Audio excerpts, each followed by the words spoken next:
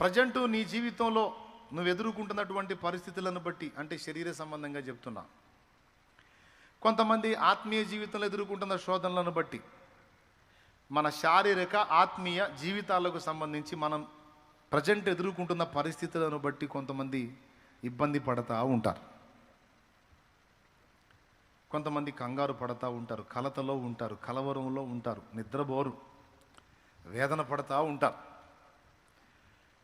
మీరు ఏ ఏ విషయాల్లో కలవరంగా ఉన్నారో, ప్రతి ఒక్కళ్ళకి ఏదో ఒక విషయంలో కలవరం ఉంటుంది. భవిష్యత్తును కూర్చిన దిగులు ఉంటుంది. కొంతమందికి వాళ్ళ భవిష్యత్తును కూర్చిన దిగులు అయితే, కొంతమందికి వాళ్ళ పిల్లల్ని కూర్చిన, వాళ్ళ పిల్లల భవిష్యత్తును కూర్చిన దిగులు. ఇప్పటికి ఇంత అయిపోయింది మా బతుకు, ఇంకా భవిష్యత్తులో ఇంకెంత దారుణంగా పోతుందో అని కొంతమంది దిగులు పడతారు. మీకు ఒక్క మాట చెప్తా, దేవుడు మనం పుట్టకముందే, నియమింపబడిన దినములలో ఒక్కటైనా ఇంకా జరగకముందే మన దినములన్నీ గ్రంథములో రాసి పెట్టాడు, లిఖితం చేశాడు. అది 139వ కీర్తనలో ఉంది.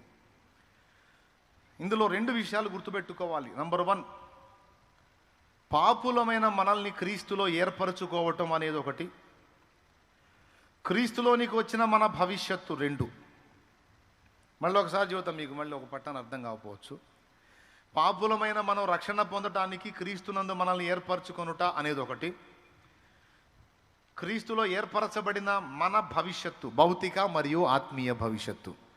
అర్థం కాకపోవచ్చు, ఇంకోసారి చెబుతా. ఏం ప్రాబ్లం, నష్టమేం లేదు, మీకు ఎక్కాలి మైండ్కి. అది మన రక్షణ అంటే మన నిత్య జీవాన్ని గూర్చినటువంటి భవిష్యత్ ప్రణాళిక ఒకటి. ఇంకా పచ్చిగా చెప్పాలంటే, మనం సచ్చాక లేకపోతే రాకడలో ఎత్తబడ్డాక మన భవిష్యత్తును గూర్చిన ప్లాన్ లేదా ప్రణాళిక ఒకటి. 2వది, ఈ భూమి మీద మనం జీవించేంత జీవిత కాలంలో మనం ఎదుర్కొనే పోరాటాలు, శోధనలు, అవసరాలు, అక్కరలు, సమస్యలు, ఇది బాధలు, వాటికి సంబంధించినటువంటి సమాధానం. ఈ 2 ముందే ఆయన నిర్ణయించి అన్నీ ముందే సిద్ధపరిచి నిన్ను భూమి మీదికి రప్పించాడు.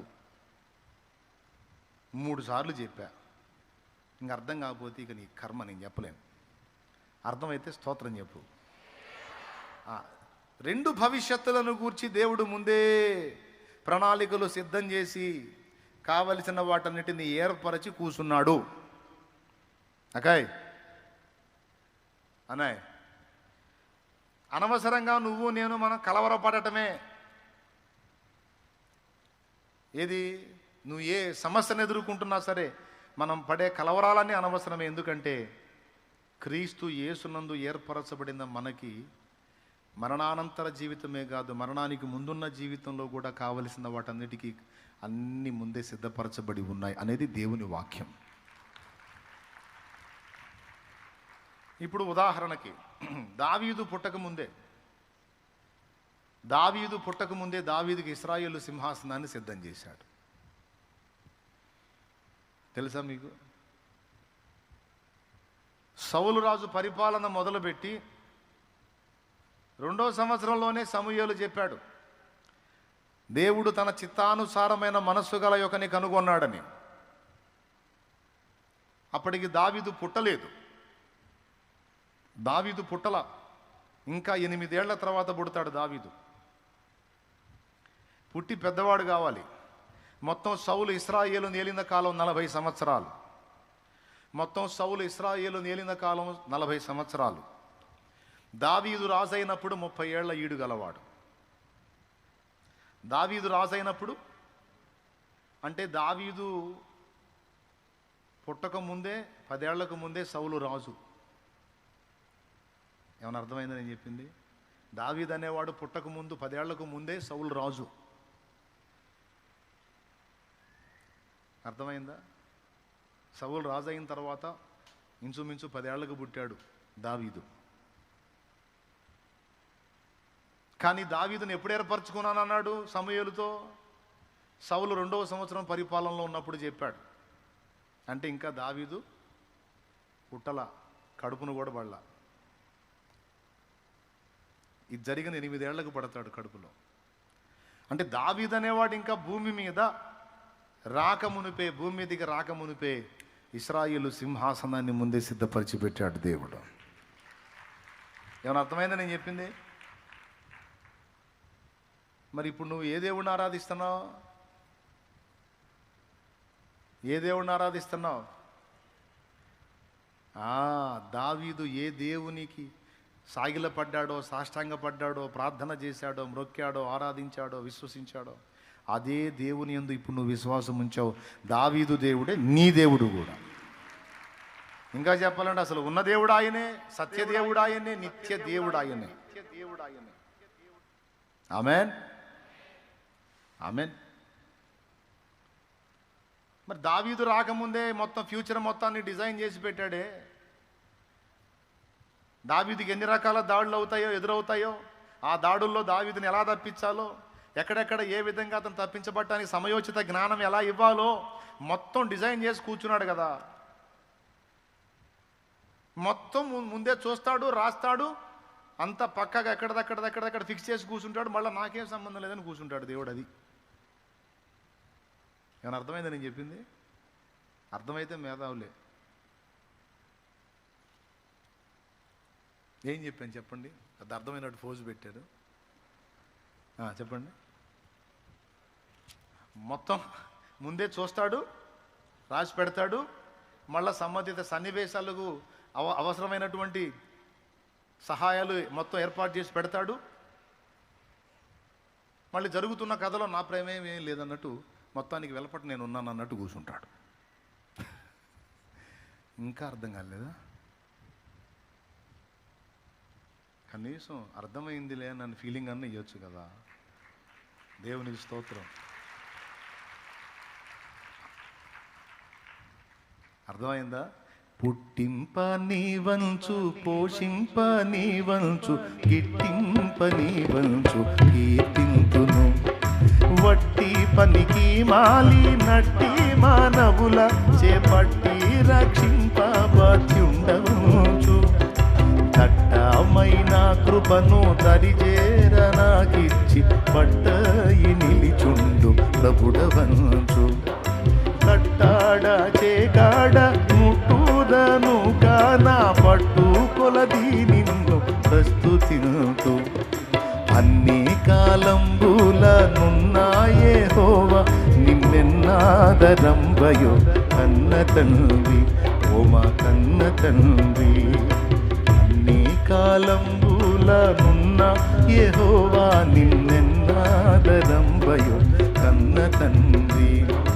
వన్నెకెక్కిన మోక్ష వాసాళి సన్నూతులున్నతమయుండ మున్నె నీకు.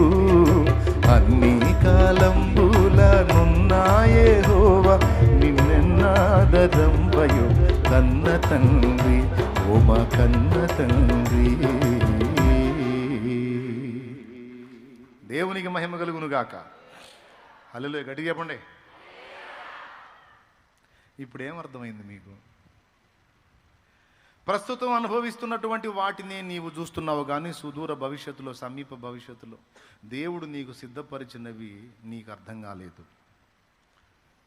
కానీ ఒకటి మాత్రం నిజం, అందరికీ అన్నీ సిద్ధపరిచిన దేవుడు భూమి మీద నీ జీవితానికి కావలసినవి నీకు సిద్ధపరిచాడు, నీ పిల్లలకు కూడా సిద్ధపరిచాడు. కన్నవాడిగా కన్నదానిగా నీకే ఇంత బాధ్యత ఉంటే మిమ్మల్ని నన్ను మొత్తాన్ని పుట్టించినోడు ఇంకెంత రెస్పాన్సిబిలిటీ ఉంటుందో ఒక్కసారి ఊహించండి. మనమే ఇంత బాధ్యత ఫీల్ అయితే ఇంకా ఆయన ఎంత బాధ్యత ఫీల్ అవుతాడు? బాధ్యతలు నెరవేర్చడంలో నువ్వు గ్రేటా, దేవుడు గ్రేటా? ఎవరు నంబర్ 1లో వస్తారు? అస్సలు ఎంత పర్ఫెక్ట్ అండి ఆయన మనుషుడిగా భూమి మీదకి వచ్చినప్పుడు కూడా సహోదరుల బాధ్యతను, తల్లి బాధ్యతను 30 ఏళ్ళు నెరవేర్చి, అప్పుడు పరలోక తండ్రి చిత్తం నెరవేర్చడానికి వచ్చి తన ప్రాణముని అప్పగించి, ఇటు భౌతికంగా అటు ఆత్మీయంగా 2 బాధ్యతలు నెరవేర్చి, ఇటు సృష్టికర్తగా మనందరి రక్షణ కోసం ప్రాణం పెట్టి బాధ్యత నెరవేర్చాడు. 30 ఏళ్ళు కుటుంబం బాగు కోసం శ్రమపడి చెక్క పనిచేసి, వడ్రంగం పనిచేసి వాళ్ళని పోషించి బాధ్యత నెరవేర్చాడు. టోటల్గా అసలు యేసు ఆరంభము, యేసు సిలువ అన్ని బాధ్యతతో ముడిపడి ఉన్నాయి. అన్ని బాధ్యతను బట్టి చేశాడు. ఇప్పుడు చెప్పండి, నీకు ఎక్కువ బాధ్యత ఉందా, దేవుడికి ఎక్కువ బాధ్యత ఉందా? రైట్. నిజమేనా? నమ్ముతున్నావా?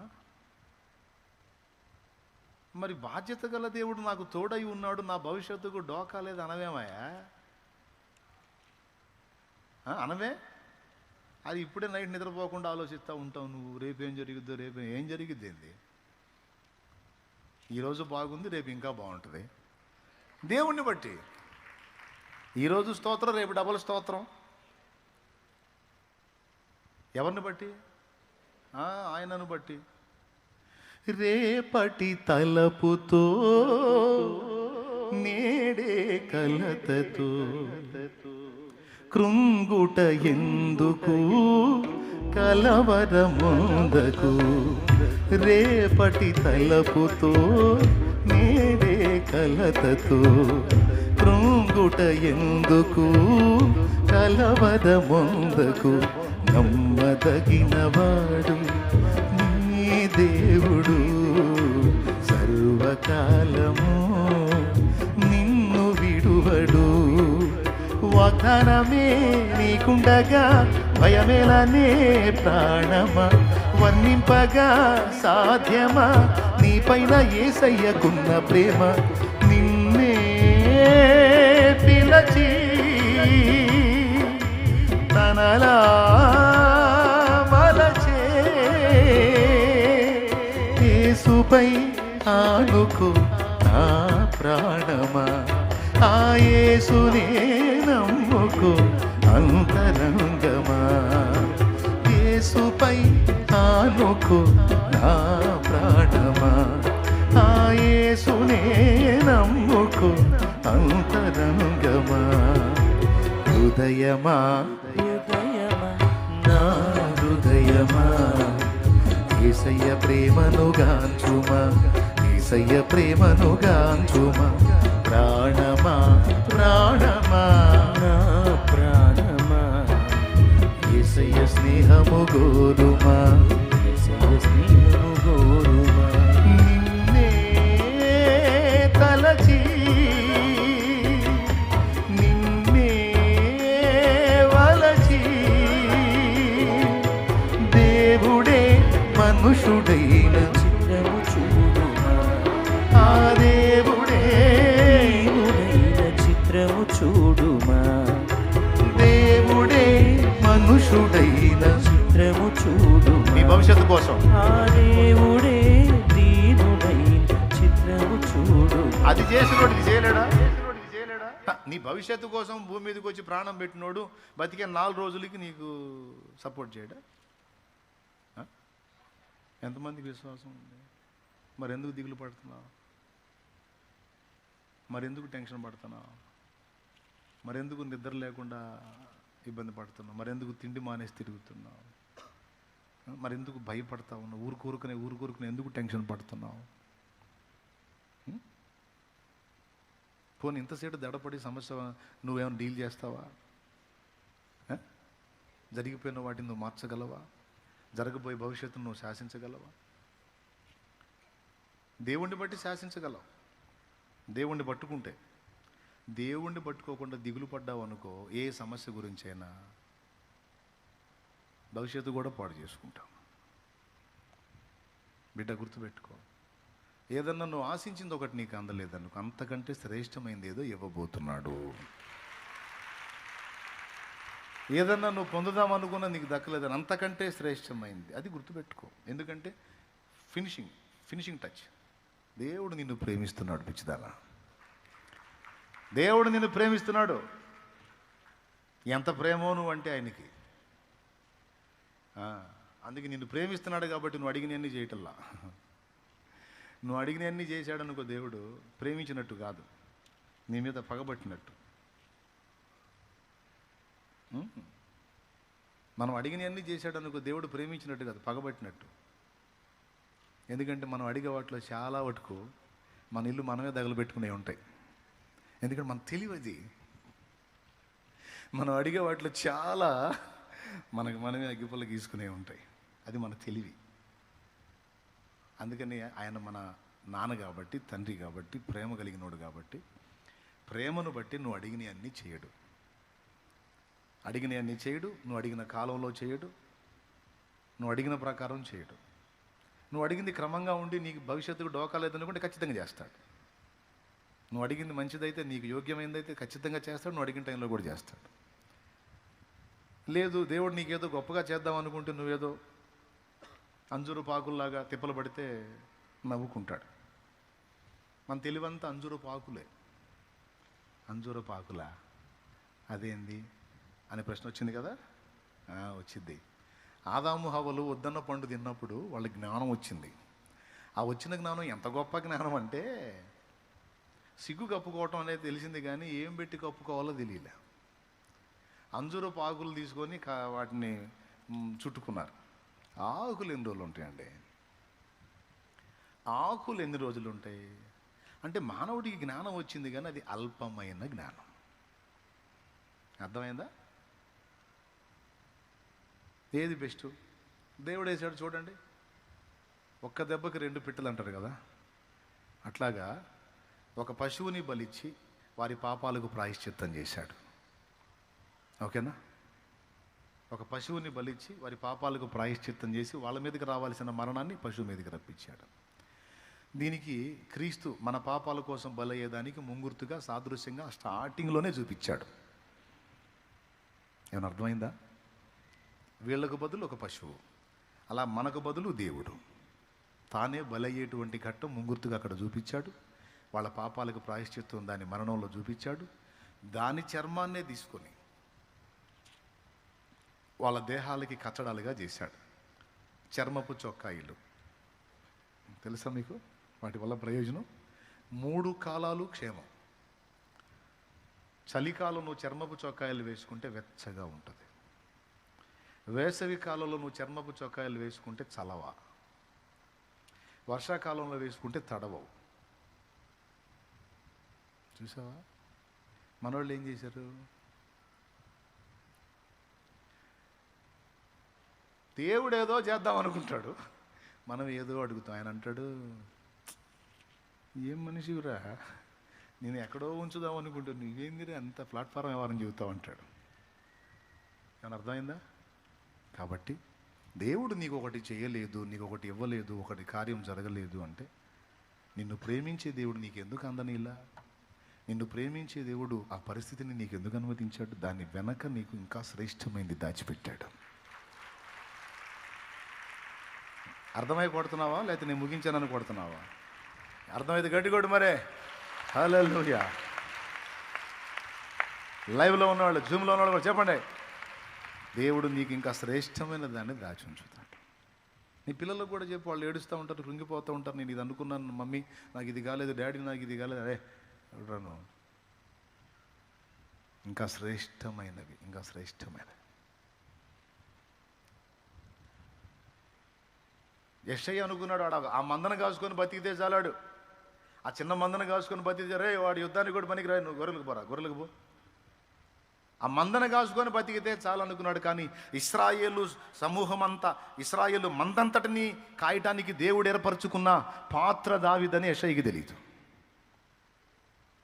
ఆ చిన్న మందను కాసుకుంటాడు, బతికిపోతాడు, ఈ జీవితం చాలా ఆడికి అనుకున్నాడు.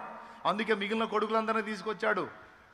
అసలు ఎలా, నీ కొడుకులు ఎంతమంది అయినా ఇంకెవరన్నా ఉన్నారా అని సమూయేలు అడిగితే, ఇంకా నువ్వు కడసారి వాడు ఉన్నాడు. మరి మొత్తానికి తెమ్మన్నాగా, వాడు చిన్నోళ్ళు 2 గొర్రెలు కాసుకున్నాడు, వాడికి అయ్యే ఎక్కువ. పిల్లవాయా, దావీదు అల్లంత దూరంలో ఉండి, అదిగో నేను ఏర్పరచుకున్నవాడు వస్తున్నాడు, ఓ తైలం పోయిపోమన్నాడు దేవుడు. అరే నీ బిడ్డ ఇలాగుంటే చాలని నువ్వు అనుకుంటావు, నీ బిడ్డకి మంచి భవిష్యత్తును దేవుడు డిజైన్ చేసి పెట్టాడు, ఇంకా బెటర్ లైఫ్. నువ్వు అనుకుంటా వాడు ఇలా బతికితే చాలు, నువ్వు అనుకుంటా వాడు అలా బతికితే చాలు, దేవుడా వాడికి ఈ మాత్రమే చాలు, వాడికి ఆ మాత్రమే అని నువ్వు అంటావు. నీకంటే ప్రేమ గలవాడు, వాని సృష్టి వెనుక నీ హస్తం కాదు ఆయన హస్తం ఉంది. ఇంకా బెటర్గా వాని ఎడల ప్రణాళిక దేవుడు నెరవేరుస్తాడు, ఆమె ఎడల ప్రణాళిక దేవుడు నెరవేరుస్తాడు. మీరు చెప్పండి, యోసేపు వాళ్ళ అమ్మని మనం కూర్చోబెడితే, ఒకవేళ రాహేల్ బతికుంటే ఏమని ప్రార్థన చేసేది? మా అబ్బాయి పొరపాటును కూడా ఐగుప్తు పోగొట్టు తండ్రి, వాడు ఇక్కడే ఉండాలి ప్రభా, వాళ్ళ అన్నలతో పాటు గొర్రెలే కాసుకోవాలి తండ్రి, ప్రభా స్తోత్రం నాయన. ఎప్పుడు మావాడు గొర్రెలు గాయాలి, గొర్రెలు గాయాలి, గొర్రెలు గాయాలి, బర్రెలు గాయాలి, బర్రెలు గాయాలి, గొర్రెలు గాయాలి ప్రార్థన చేసేది. ఎందుకంటే వాళ్ళు వృత్తి అదే కాబట్టి. చేసిద్దా చేయదా? లేకపోతే మావాడు రాజు అవ్వాలని చేసిందా? ఏ దేశానికి రాజు అవుతాడు? అసలు రాజ్యం ఏదో వాళ్ళకి ఏమని చేసేది? ఇప్పుడు నువ్వు చేసినట్టే చేసేది. నువ్వేదో గొర్రెలో బర్రెలో దేవుడు ఆడతావు మీ వాడికి. ప్రభా మా వాడికి అది రావాలి, మా వాడికి ఇది కావాలి, మా అమ్మాయికి అది కావాలి, మా అమ్మాయికి ఇది కావాలి. ఏ గొర్రెలో బర్రెలో దేవుడు ఫిక్స్ అయిపోవాలని నువ్వు అనుకుంటావు. స్థిరపరచమని అడుగుతావు, దేవుడు మౌనంగా ఉంటాడు. ఎందుకంటే దేవుడు యోసేపు చేత గొర్రెలు బర్రెలు గాపించాలని కాదు, యోసేపుని లక్షల మందికి రక్షకుడుగా నిర్ణయించాడు దేవుడు. ప్లాన్ అండి. యోసేపుని లక్షలాది మందికి రక్షకుడుగా నియమించాడండి. తన జనాంగం మొత్తానికి ఆధారం చేశాడండి. యోసేపుని గొర్రెలు కాసేవాడుగా కాదు, ఒక సింహాసనం ఎక్కి పరిపాలించి ఫరోకే ఫరో అయ్యేంత స్టేటస్లోకి యోసేపుని డిజైన్ చేశాడండి దేవుడు. ఇంత ప్లాన్ వాళ్ళ అమ్మకేం తెలుసు, యాకోబుకేం తెలుసు అండి? యాకోబు అన్నలకు కూడా తెలియదండి. యాకోబు కుమారులు మిగిలిన కొడుకులు యోసేపు అన్నలకు కూడా తెలియదు. పనికిమాలినోడు కళ్ళలు గంటాడు, ఉరగ తిని నిద్రపోతాడు, నిద్రపోతే కళ్ళైగా వచ్చేది, దిక్కుమాలిన కళ్ళన్నీ గంటాడు, వచ్చి మనల్ని ఎగతాళి చేస్తూ ఉంటాడు, ఈయన చంపేయాలనుకున్నారు వాళ్ళు.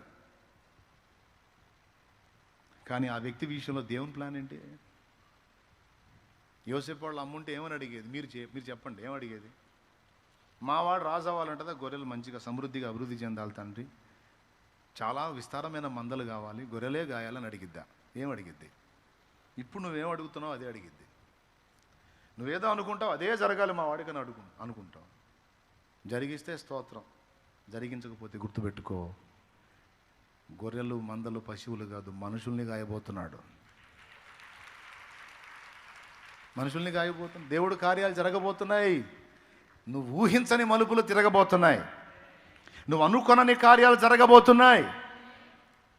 ఈరోజు ఈ చిన్నది చాలు, ఈ కొంచెం చాలు, ఈ కొంచెం చాలు నువ్వు అనుకుంటున్నావు. నో నో నో, నువ్వు ఊహించిన దానికంటే, అడిగిన దానికంటే ఉన్నతంగా దేవుడు కార్యాలు జరిగించబోతున్నాడు. ఇది భవిష్యత్తు.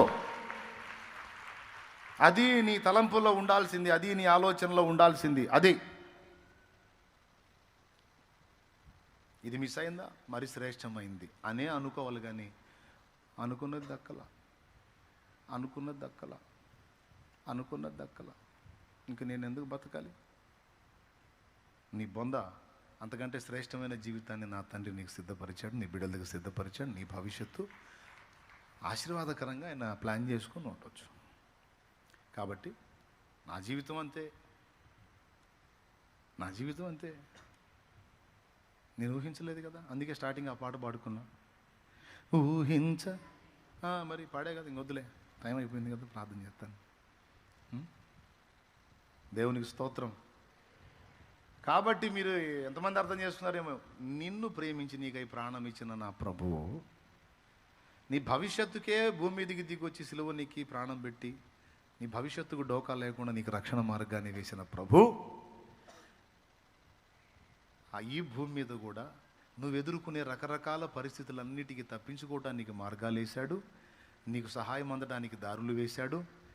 నీ భవిష్యత్తు, నీ వారి భవిష్యత్తుకి ఇబ్బంది లేకుండా, ఎందుకంటే నువ్వు క్రీస్తులో ఉన్నావు, ఇబ్బంది లేకుండా అన్ని విషయాలు ఆయన ఎంటర్ అవుతాడు. నువ్వు నమ్మినా నమ్మకపోయినా అని నేను అనను, మర్యాదగా నమ్ము. దేవునికి స్తోత్రం. మర్యాదగా నమ్ము, నెమ్మదిగా ఉండు.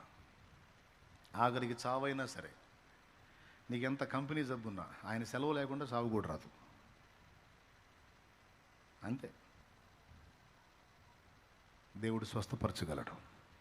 ఆయన చిత్తమైతే ఒక నీ రిపోర్ట్ అద్భుతంగా మార్చి ఒక సాక్షిగా నేను నిలబెట్టగలడు. మిగిలిన వాళ్ళకి జరిగిందంటే వాళ్ళెవరికి జరగంది నీకు జరగవచ్చు. వాళ్ళెవరికి చిక్కని కృప నీకు చిక్కొచ్చు.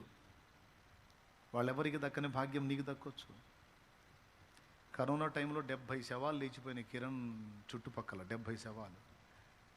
డాక్టర్ గారు అన్నాడు, డాక్టర్ సుబ్రహ్మణ్యం గారు, దేవుని బిడ్డ, ప్రార్థనాపరుడు, కిరణ్ అన్న దగ్గరికి వెళ్ళి చెప్పాడు, కిరణ్ అన్న, వాళ్ళెవ్వరికి లేనిది నీకుంది, దేవుని కృప, నీకేం కాదన్న ధైర్యంగా ఉంటా, నీకు ఇస్తాడు. ఇదే అనుకో, వాళ్ళకు లేనిది నాకుంది, దేవుని కృప. వాళ్ళ జీవితంలో జరిగిందా, వీళ్ళ జీవితంలో జరిగిందా ఏమో, నీ జీవితం నుంచి ఒక అద్భుతం మొదలుపెట్టి దేవుడు తన కార్యం జరిగించుకోవచ్చు. దానికి నువ్వే కేంద్ర బిందువు కావచ్చు. ఓకే, కాబట్టి ఎందుకు నిరాశపడాలి? సైతాను గాడికి ఎందుకు? మనం కదిలితే వాడిని పిలుస్తూ ఉంటాం, దరిద్రుడిని. అది పెద్ద పాత చుట్టంలాగా. వాడు చుట్టం కాదు, వాడు చుట్ట. సాధ్యమైనంత ఎడంగా ఉంచాలి వాడిని, దరిద్రుడిని. గబ్బెదవా వాడు చుట్టం కాదు, చుట్టవాడు. చుట్టపోగా అక్కడ తగిలితేనే మనకి ఎక్కడ తిరుగుతుంటుంది తల. ఆడ దరిద్రుడు వాడు. మనం కదిలితే దేవుణ్ణి పిలుచుకోవాలి. దేవుడు మనం అడిగిన టైంలో చెయ్యడు, గుర్తుపెట్టుకోవాలి. ఇది గుర్తుపెట్టుకొని మోకాళ్ళు వేయాలి. మనం అడిగిన టైంలో, మనం అడిగిన ప్రకారము, మనం అడిగినప్పుడు అడిగినట్టు, అడిగినవన్నీ అడిగిన విధంగా చేస్తే ఆయన నీకు తండ్రి దేవుడు కాడు, నీ సర్వెంట్ అవుతాడు. ఇప్పుడు నేనేం చెప్పాను మీరు చెప్పండి? నువ్వు అడిగినవన్నీ అడిగిన విధంగా, అడిగిన టైంలో, అడిగిన ప్రకారం నువ్వు అడిగినట్టు అన్నీ చేశాడు అనుకో, ఆయన దేవుడు గాడు, తండ్రి గాడు, నీ సర్వెంట్ అవుతాడు. ఆయన నీ మీద ఏలిక గాడిక. ఆయన సంఖలో నువ్వు ఉన్నట్టు కాదు, నీ సంఖలో దేవుడు ఉన్నట్టు అయింది. అట్లా ఒప్పుకుంటాడా? అట్లా కుదిరిద్దా? మనం అడిగినవన్నీ అడిగినట్టు, అడిగిన ప్రకారం, అడిగిన సమయంలో అసలు మన నాన్న ఎప్పుడన్నా చేశాడా? చేశాడా? చెయ్యడు. నాన్న నాకు 1000 రూపాయలు కావాలని నువ్వు 7 ఏళ్ల వయసులో అడిగినప్పుడు ఇచ్చాడా? లాగా ఒకటి ఇచ్చుంటాడు. ఏం చేసుకుంటావురా 1000? నీకు 5 రూపాయలే ఎక్కువ. ఇవ్వలా? మరి ఎప్పుడు ఇస్తాడు? దానికి ఒక టైం ఉంటుంది. మన నాన్న కాబట్టి మనం ఏం అడిగినా ఆయన ఇష్టం వచ్చినట్టు, మన ఇష్టం వచ్చినట్టు మనం ఏం అడిగినా ఆయన ఇచ్చేస్తాడు. నాన్న ఇస్తాడు. నాన్న ఇవ్వకపోతే ఎవరు ఇస్తారు? బయట వాళ్ళు ఇస్తారా ఏంది? నాన్న ఇస్తాడు. అయితే గొప్ప విషయం ఏంటంటే, నాన్న మనం అడిగిన ఇస్తాడు, అందుకు నాన్న. మనం అడిగిన ఇవ్వడు, అందుకు కూడా ఆయన మన నాన్న. అడిగిన ఇచ్చినందుకు నాన్న, అడిగినవి ఇవ్వనందుకు కూడా మన నానే ఆయన. అర్థమైందా? ఎందుకంటే ఆయన మన సర్వెంట్ కాదు.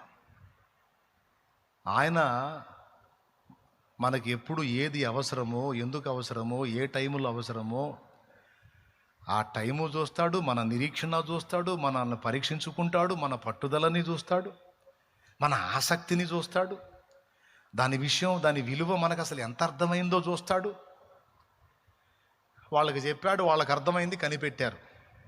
అట్లా దేవుడు ఒక కార్యానికి టైం తీసుకున్నాడంటే 4 విధములైనటువంటి కారణాలను బట్టి తీసుకుంటాడు, లేదా అంతకంటే ఎక్కువ కారణాలను బట్టి తీసుకుంటాడు.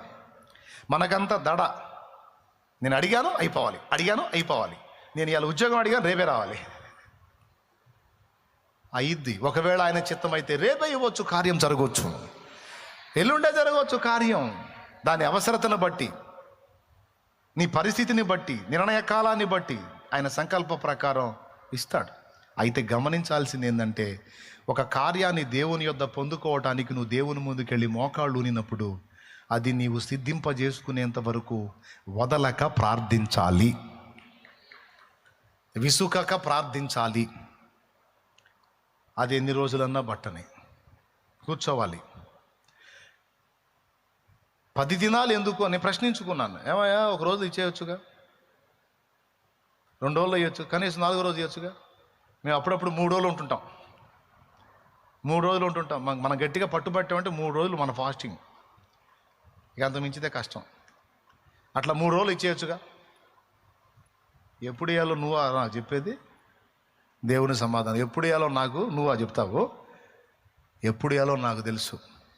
నేను ఇచ్చేంత వరకు కనిపెట్టుకొని నా బల్ల దగ్గర, గడప దగ్గర కాచుకొనివాడు ధన్యుడు.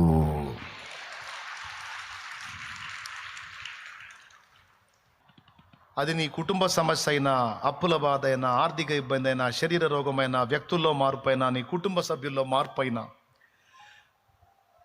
నీ జీవితంలో కార్యాలైనా, నీ బిడ్డల జీవితంలో కార్యాలైనా, ఇవి శరీర సంబంధమైనవైనా, ఆత్మ సంబంధమైనవైనా, దేవుని యొద్దకు నువ్వు వచ్చినప్పుడు దేవుడు నీ ఎడల కార్యము చేసేంత వరకు నీవు విసుగు కొనరాదు.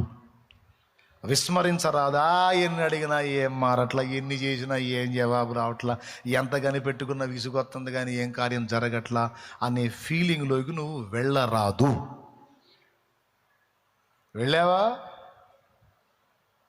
ఇప్పుడు వాళ్ళు ఒకరోజు కాచుకొని, 2 రోజులు కాచుకొని, 3 రోజులు కాచుకొని ఎంత ప్రార్థించినా ఏదీ లేదుగా. అబ్బాయి ఇట్లనే కూర్చుంటే టైం వేస్ట్ అయిపోయింది. మనం ఆత్మల భారంతో పరిగెత్తొద్దు. పదండి పోయి సేవ చేద్దామని పోతే అయిపోయేది వాళ్ళ పని. ఇదంతా టైం వేస్ట్ కార్యక్రమం. దేవుని శక్తి కొరకు దేవుని సన్నిధిలో కాచుకొని ఉండుట టైం వేస్ట్ కార్యక్రమం. వెళ్ళి పోటు పొడుద్దామని పోయినట్టయితే అభిషేకం వాళ్ళ మీదకి వచ్చేది కాదు. ఒక్క దినమంది 3000 మంది రక్షణ కార్యం చూసేవాళ్ళు కాదు. మంకు పట్టు పట్టారు, మొండి పట్టు పట్టారు. నువ్వు కార్యం చేసిందాక కదలము ప్రభువా అని ప్రార్థించటం కొనసాగారు. దేవుడు అనుకున్న ప్రకారము వాళ్ళు కాచుకున్న దాన్ని బట్టి వాళ్ళందరి మీదిగా ఆయన శక్తిని పంపాడు. ఈరోజు సేవకుల హృదయాల్లో భారం రావాలి. దేవుని శక్తి నీ మీద పని చేయకుండా, దేవుని ప్రభావం నీలో నుండి ఆత్మలను దర్శించకుండా ఒక ఉజ్జీవం నీ ద్వారా జరగదు. ఒక గ్రామమైన, పట్టణమైన, ప్రదేశమైన, ప్రాంతమైన నీ ద్వారా కదలాలి అంటే దేవుని ప్రభావంతో నువ్వు నింపబడాలి. దేవుని శక్తి నీలో కార్యరూపం దాల్చాలి. దేవుని శక్తి నీలో నుండి బయలు వెళ్ళాలి, అనేకులను దర్శించాలి. సేవకుడు సేవ సంబంధమైన విషయాల గురించి చెప్తున్నా, అది జరిగేంత వరకు దేవుని సన్నిధిలో ఓపికతో కాచుకోవాలి. మీకు కూడా చెప్తున్నా, మీరు కూడా అనేక ఆత్మల్ని రక్షించున్నట్లు, అనేక జీవితాల్లో కార్యాలు చూచున్నట్లు, మీ బ్రతుకుల్లో కూడా కార్యాలు చూచున్నట్లు దేవుని సన్నిధిలో పట్టుదలగా ఓపికతో విసుగక నిత్యము ప్రార్థించాలి. గుర్తుపెట్టుకో, నువ్వు ప్రార్థించే ప్రతి దినము లెక్కించబడుతుంది. నువ్వు ప్రార్థన చేసే ప్రతి సమయము లెక్కించబడుతుంది, సంఖ్య రాయబడుతుంది. తెలుసా? ఏలియా 7 సార్లు ప్రార్థించాడని ఎట్లా చెప్పావు నువ్వు? దేవుడు రాయిస్తే చెప్పావు. అంటే ఎన్నిసార్లు ప్రార్థించాడో కూడా లెక్క రాసుకున్నాడు దేవుడు. ఆశ్చర్యం అనిపించట్లా మీకు? పనివాణ్ణి పొమ్మన్నాడు, దేవుడు వాన కురిపిస్తానన్నాడు రా, ఇంకా వాన పడలేదు. నేను ప్రార్థన చేస్తాను, ఆ సముద్రం వైపు చూడరా మెరకెక్కి, ఏమన్నా మేఘం సముద్రంలో నుంచి పైకెక్కిద్దేమో. పాపం పోయి మెరకెక్కి చూసి వచ్చాడు. దైవజనుడా ఏమీ కనపడలేదు. అవునా, ఇంకోసారి పోయిరా, మళ్ళీ ప్రార్థన చేస్తానని అట్లా 6 సార్లు చేశాడు. పాపం పోవటం, ఆ మెరకెక్కటం, రావటం, పోవటం. ఏమీ కనపడలేదు దైవజనుడా, అట్లయితే ఈ మారుబో అని 7వసారి పంపించాడు. మోకాళ్ళ మధ్య తలబెట్టుకొని మళ్ళీ ప్రార్థన చేయటం మొదలుపెట్టాడు ఏలియా. అప్పుడు పరిగెత్తుకుంటూ వచ్చాడు, దైవజనుడా అరచెయ్యంత మేఘము ఆకాశమునకు ఎక్కుచున్నది అన్నాడు. అప్పుడు ఆపాడు ప్రార్థన. అప్పుడు ఆపాడండి ప్రార్థన. ఈ మధ్యలో ఎన్నిసార్లు జరిగిందో ఆ సంఖ్య దేవుని ఆత్మ రాయించాడు గ్రంథములు, 7 మారులు అని. రిజల్ట్ వచ్చేంత వరకు ఎలీషా ఎన్నిసార్లు మునగమన్నాడు నయమాన్ని? 7 మార్లు. 7వ మారు మునిగినప్పుడు వాని దేహము పసిపిల్ల వాని దేహము వలె మారిపోయింది. దేవుడు ఏం చెప్తున్నాడో, దేవుడు ఏం రాయించాడో దృష్టి పెట్టాలి సోదరులారా. ఆవేశంతో పరిగెత్తడం కాదు, అన్నీ అయిపోవాలి, ఇప్పుడే అయిపోవాలన్నీ అని తపన పట్టం కాదు. దేవుడు టైం ప్రకారం పనిచేస్తాడు, కాలానుగుణంగా పనిచేస్తాడు, సందర్భాన్ని బట్టి పనిచేస్తాడు. ఫైనల్గా చెప్పాలంటే దేవుడు మన సర్వెంట్ కాదు, దేవుడు మన రాజు. దేవుడు మన రాజు. రాజు తన చిత్త ప్రకారము సమస్త కార్యాలు నెరవేరుస్తాడు. మనం ఏం చేయాలి? ఆయన మీద ఆనుకోవాలి ఓపికతో. కాచుకోవాలా, విసుక్కోవాలా? కొంతమంది అప్పుడప్పుడు నా దగ్గరికి వచ్చి, ఆ దరిద్రుడు మారాలని ఎన్నిసార్లు ప్రార్థన చేస్తున్నా వాడు మారి సావట్లేదన్నా, నేను చచ్చినా వాడు మారేటట్లేడు, ముదనష్టపోడు. ఎవరంట? ముదనష్టపోడు. నేను చచ్చిన దాకా మారేటట్లేడు దరిద్రుడు. ఎన్ని రోజుల నుంచి, సంవత్సరాలు అయిపోయింది వాడి కోసం ప్రార్థన చేస్తా. నేను చెబుతున్నాను, చచ్చిపోయిన దాకా చెయ్యి. మరి దేవుడితో ఆ మాటే చెప్పు, నేను చచ్చిపోయిన దాకా చేస్తానే ఉంటా ప్రభువా అని చెప్పు దేవుడికి. ఆయన చిత్తమైతే నువ్వు సావకు ముందే వాడిని మారుతాడు. గుర్తుపెట్టుకో, నువ్వు అడిగిన ప్రతిసారి దేవుడు కార్యం చేస్తానే ఉంటాడు వాని విషయంలో. ఎన్నిసార్లు నువ్వు ప్రార్థించిన ఆ ప్రార్థన ఎప్పుడు వ్యర్థంగా పోదు. నువ్వు అడిగిన ప్రతిసారి దేవుడు సరుకులు సిద్ధపరచుకుంటూ ఉంటాడు. ఖచ్చితంగా కార్యం జరిగింది. దానియేలు మోకాళ్ళు వేశాడు దర్శన భావం తెలుసుకోవటానికి. 21 రోజు అయింది లేవలా. 21 రోజు తర్వాత గాబ్రియేల్ దూత వచ్చి చెప్పాడు, బిడ్డ, నువ్వు రాజాది రాజు ముందుకు వచ్చావు, విసుగక ప్రార్థించమని లూకా 18లో యేసయ్యే చెప్పాడు. అంటే ప్రార్థన చేసేవాడికి విసుగు వచ్చిద్దని యేసయ్యకు తెలుసు. మన ఫీలింగ్స్ అసలు ఏముంటాయి, ఎలాంటి ఫీలింగ్స్ ఉంటాయి మొత్తం తెలుసు ఆయనకి. ఎందుకంటే మనల్ని చేసినోడు ఆయనేగా. దేవునికి స్తోత్రం కలుగును గాక. ఓకేనా? ఇప్పుడు చెప్పండి, 4 రోజులు ప్రార్థన చేసి విసుక్కొని హ్యాబా అయితే ఇచ్చా లేత లేపా అని వదిలేస్తావా? యేసయ్య, నేను నీ మీద అలిగా, నేను ప్రార్థన చేయనే, ఎందుకంటే 3 రోజులు చేశాను, నువ్వు సాయం చేయలే అని అలుగుతావా? అలిగి ప్రార్థన మానేసి తిరుగుతావా? నోనో. అపోస్తులు అలా వెళ్ళినట్టయితే అగ్ని పొందేవాళ్ళు కాదు. పట్టుబట్టారు, అక్కడే కూర్చున్నారు, అభిషేకం పొందారు. దానియేలు దర్శన భావం చెప్పట్లేదులే దేవుడని లేచి వెళ్ళిపోయినట్టయితే గాబ్రియేల్ వచ్చి చెప్పేవాడు కాదు. తిండి తిప్పలు మనసు అలాగే కూర్చున్నాడు. దేవుడు మాట్లాడాడు. ఏలియా ఎంత ప్రార్థన చేసినా జవాబు రావట్లేదులే, ఇంకొచ్చారా బాబా, మూడు సార్లు పోయి వచ్చా, పాపం నీకు కూడా కాళ్ళ నొప్పులు పుడుతున్నాయి, నాకు కూడా కాళ్ళ నొప్పులు పుడుతున్నాయి అని మానుకున్నట్టయితే అరచేయంత మేఘం పైకి ఎక్కేది కాదు. ఓపికతో గాచుకున్నారు, విసుగక ప్రార్థించారు. ఇది కదా పాఠం. కాబట్టి దేవుని స్పష్టమైన కార్యాలు ఈ దినాల్లో కూడా దేవుడు చేయగలడు. మనము పట్టుబట్టి ప్రార్థన చేయాలి.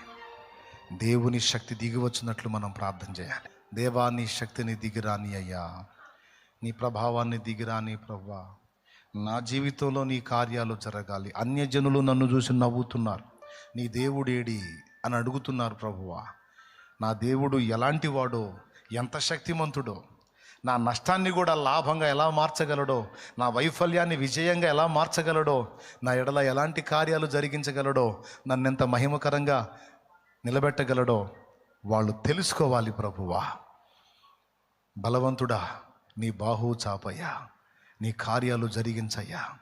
దేవా దిగిరాయ్యా, దేవా దిగిరాయ్యా. నీ శక్తి నేను అనుభవించాలి, నా ప్రజలు అనుభవించాలి.